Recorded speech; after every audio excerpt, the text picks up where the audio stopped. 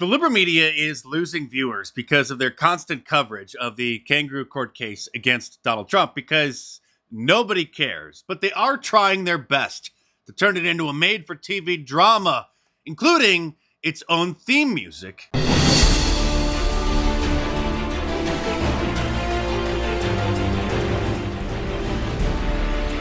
Actually, this would be a more fitting intro.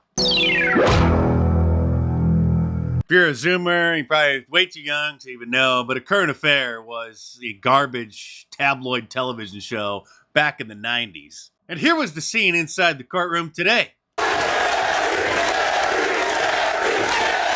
Donald Trump's former lawyer, Michael Cohen, testified yesterday, and they played the secret audio that he recorded of his discussions with Donald Trump about trying to deal with the Sloppy Daniels situation, a clear violation of lawyer ethics, of attorney-client privilege, and Michael Cohen was probably, obviously, secretly recording that conversation so that he could use that as leverage to later blackmail Donald Trump. There are no cameras or even audio streams available in the courtroom, so the media is having a very difficult time hyping this trial up. So yesterday, CNN did a dramatic reading of Michael Cohen's court testimony, where this black guy played Michael Cohen and this woman played the prosecuting attorney. And no, I'm not kidding.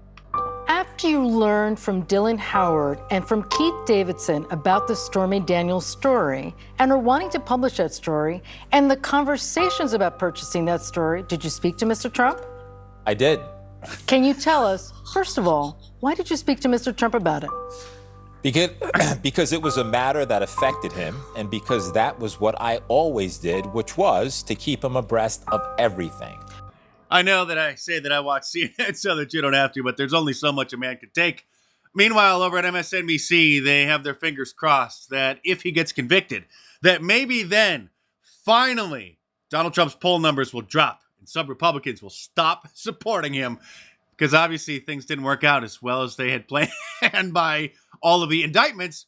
So they're still waiting and thinking that something's going to finally change if he's convicted. I think on the polling of it, it hasn't impacted people yet. We know from polling we've seen. Not yet. Just 4 indictments and weeks of the trial and 8 years of the media smearing him as the reincarnation of Hitler. It just hasn't worked yet. They're still trying. That if he is convicted, that the polling has showed that it could impact people and how they view him. We will see. Oh, you're going to see, all right. It's only going to help him. We should keep praying that he does get a hung jury. There is a decent chance, or at least somewhat of a chance, that one of the jurors may hold out and hang the jury. And if that's the case, they're going to completely lose their mind. But even if he does get convicted, they're still going to lose their mind because it's not going to matter. Just like they couldn't believe what happened after they impeached him. This is it. I mean, it's bizarre to think that he's getting cheers on Battle Creek, Michigan on the same night he is literally getting impeached on the floor of the House. It is bizarre, but historians will make more sense of it than we can right now. Actually, it's not that hard. It's common sense. When someone is unfairly persecuted, then people tend to feel sorry for them and start supporting them even more. The Old Bags over on The View on ABC, which is actually a very popular show among divorced women living off their husband's alimony. So they don't have anything going on during the afternoon, so they do tune in, and it is one of the most popular shows amongst single and divorced women. They're upset that the media isn't helping Joe Biden enough, and they are concerned that too much coverage of this trial is boring people.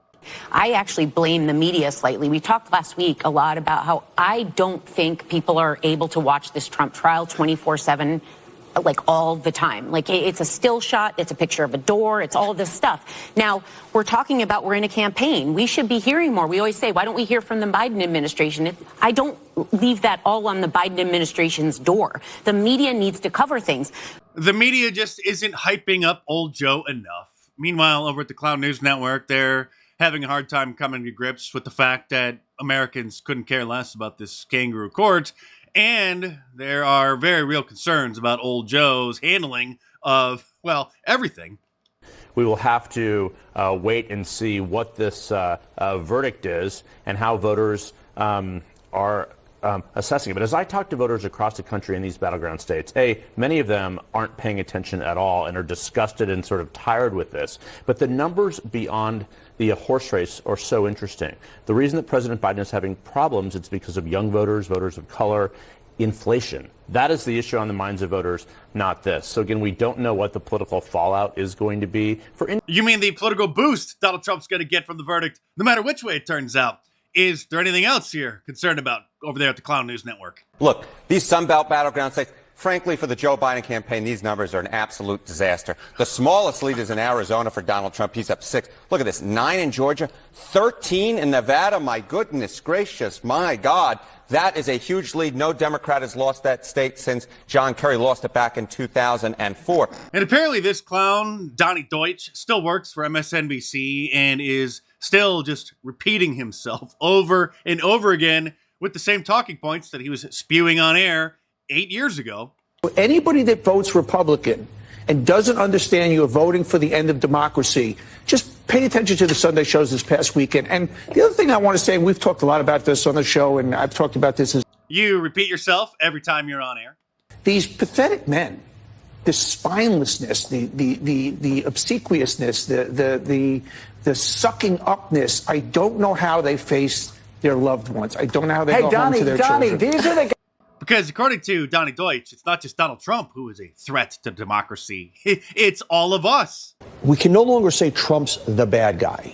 If you vote for Trump, you're the bad guy. The mistake that we've made in the past is look at that bad guy over there, look at that bad guy.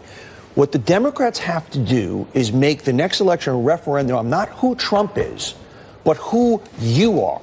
If you vote for Trump, then you, the voter, you, not Donald Trump, are standing at the border like Nazis going, you here, you here. And I think we now have to flip it. And it's a given the evilness of Donald Trump. But if you vote, you can no longer separate yourself. You can't say, well, he's okay, but. You know, it's idiocy like this, which is actually only going to inspire more people to get out and vote for Donald Trump. So keep up the great work, MSNBC. I don't remember who tweeted. Someone tweeted something like, if you're an American patriot, it means you're pro-Israel or something like that. Yeah. Right. This idea that, like, it is your patriotic duty to have this particular feeling about another country, no matter what the other country is. I don't care what country it is. So that goes too far on that. I do think that there is something patriotic about supporting our allies, because we form alliances because it's in our national interest to form alliances. And having formed those alliances and yeah, but you don't have a you don't have a